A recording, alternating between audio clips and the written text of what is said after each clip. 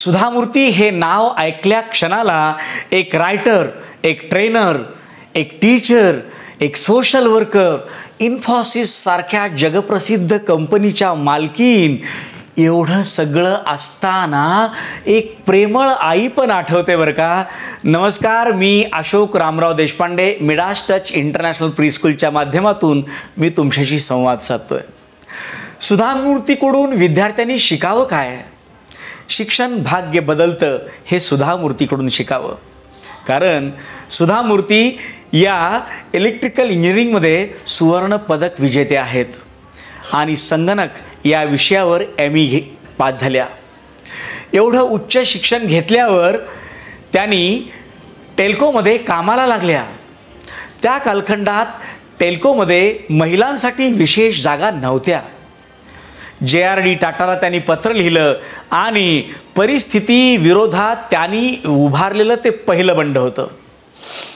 JRD टाटांनी त्यांना विशेष जागा करून दिली आणि त्या टेल्कोच्या पहिल्या महिला अभियंता झाल्या. विद्यार्थी मित्रांनो, हे त्यांच्याकडून शिकण्यासारखं आहे आणि त्याचबरोबर त्यांच्याकडून अजून एक शिकण्यासारखं आहे. तुमचं शिक्षण सर्वोच्च असेल तरच तुमचा जीवनसाथी पण सर्वोच्च दर्जाचा असतो. नवीन जमाना आहे बरं का हा. त्यामुळंच नारायण मूर्तीसारख्या जगदविख्यात विद्वान व्यक्तीसोबत त्यांचं लग्नही झालं. साहजिकच सुरुवातीच्या कालखंडात नारायण मूर्ती काही जगदविख्यात नव्हते. व्यवसाय करायचा म्हणजे त्यांनाही पैसे कमी पडत होते.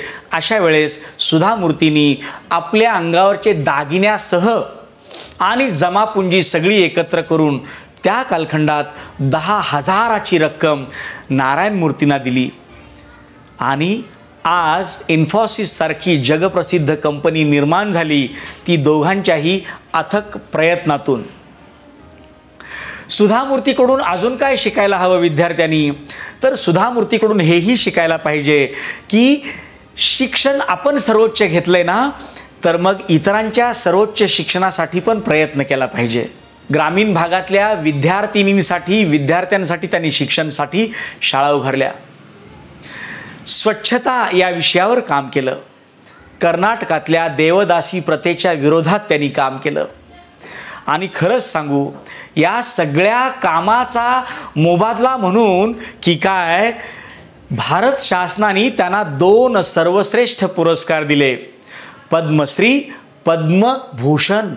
खरं तर या 2ही पुरस्काराबरोबर आमच्या मनामध्ये त्या पद्मविभूषण पण आहेत आणि निश्चितच त्या भारतरत्न पण आहेत.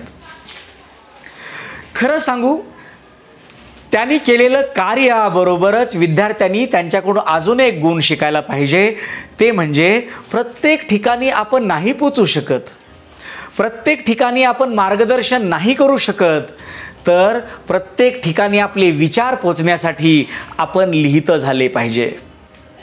त्यांनी अनेक ग्रंथ लिहिलेत. महाश्वेता हा ग्रंथ तुमच्यापैकी प्रत्येकाला निश्चित आठवत असेल आणि त्यातली अनुपमा जी परिस्थितीच्या विरोधात लढा देते, आजारपणाच्या विरोधात लढा देते आणि यशस्वी होते.